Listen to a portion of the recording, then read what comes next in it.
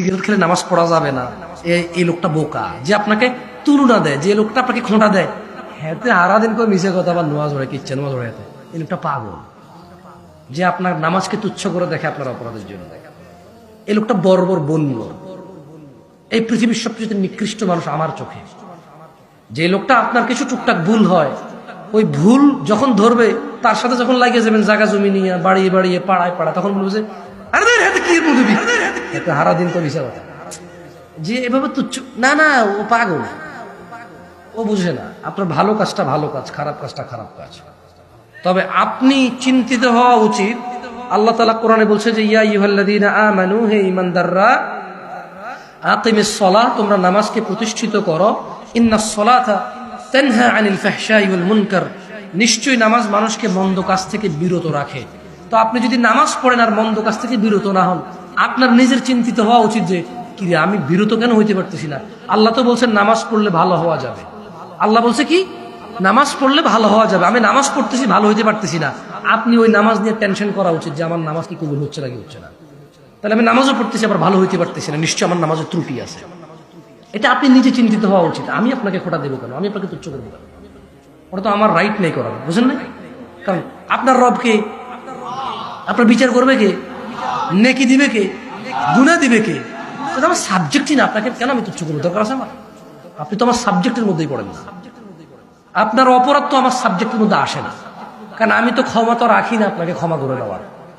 আমি এটাও ক্ষমতা রাখি না দয়া আমার রব যদি আপনাকে জান্নাতে দিয়ে দেয় বলার জন্য, আল্লাহ তুমি ওনার জান্নাতে দিয়েছো কেন? আমি এটা পারি বলতে? আমি পারবো না। কেন পারবো না বলতেছি, আজকের ওয়াজের শেষ হাদিসটা পড়ে শুনে আপনাকে, শুনেন দেখেন আপনার বুঝে আসে কিনা। عن أنس بن مالك رضي الله عنه قال, আনাস ইবনে মালিক রাদিয়াল্লাহু আনহু থেকে বর্ণিত, তিনি বলেন, সামি'তু রাসূলুল্লাহ সাল্লাল্লাহু আলাইহি ওয়াসাল্লাম ইয়াকুল, আনাস ইবনে মালিক একজন সাহাবী, কেমন রাদিয়াল্লাহু আনহু, তিনি বললেন যে আমি আল্লাহর নবী সাল্লাল্লাহু আলাইহি ওয়াসাল্লামের কাছ থেকে বলতে শুনেছি, মানে আল্লাহর নবী বলেছে, ক্বাল আল্লাহ, আল্লাহর নবী বলেছে যে আল্লাহ বলে। কে বলে? আল্লাহ বলে। কি বলে? আল্লাহ বলে, ইয়া ইবনে আদম, হে আদমের সন্তানরা, মহিলা ও পুরুষরা, হিজড়ারা, সবাই, হিন্দু, বৌদ্ধ, খ্রিস্টান, নাসারা, ইয়াহুদ, কুফার, কাফির, মুশরিক, ফাজির, মুনাফিক, সবাই, কেউ বাদ পড়ে নাই। এটা মজার জিনিস বুঝছেন আপনি? এখানে কিন্তু মুসলমান বলে নাই, কি বলে নাই? মুমিন বলে না, বলছে ইয়া ইবনে আদম। আল্লাহ নাকি এইভাবে বলে যে হে আদমের ছেলে মেয়েরা,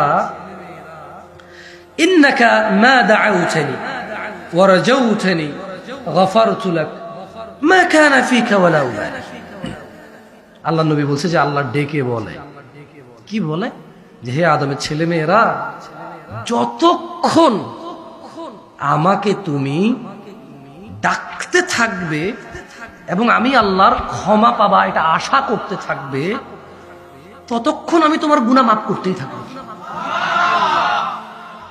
আলা মা কানা ফিকা ওয়ালা উবালি, তোমার গুনাহ যত অধিকই হোক না, ওয়ালা উবালি, আমি কারো পরোয়া করি না।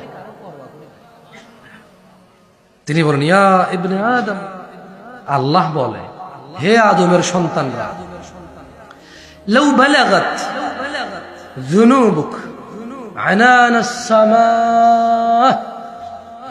আল্লাহ বলে হে আদমের ছেলে মেয়েরা, তোমাদের গুনাহ যদি জমিন থেকে আসমানের মেঘমালা পর্যন্ত পৌঁছায়, ফুম্মাস্তাগফারতা, এরপর তুমি হঠাৎ করে বলে বসলে ইয়া আল্লাহ আপনি আমাকে মাফ করেন, আমি আর গুনাহ করব না, গফারতু লাক, এই জমিন থেকে আসমান পর্যন্ত গুনাহ মাফ করে দেব,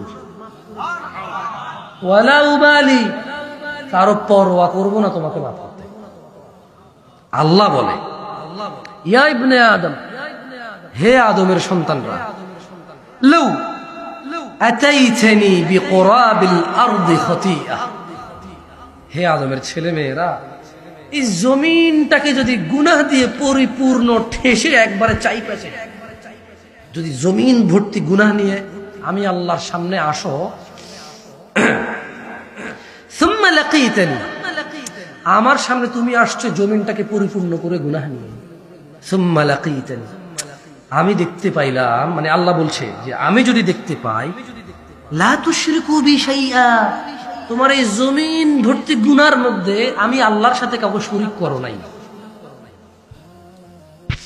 লা আতাইতুকা বিকরাবিহা মাগফিরা, যদি তোমার এই জমিন ভর্তি গুনার মধ্যে যদি শিরক না থাকে, যা জমিন ভর্তি গুনাহ রহমত নিয়ে এসে তোকে মাফ করে দেব।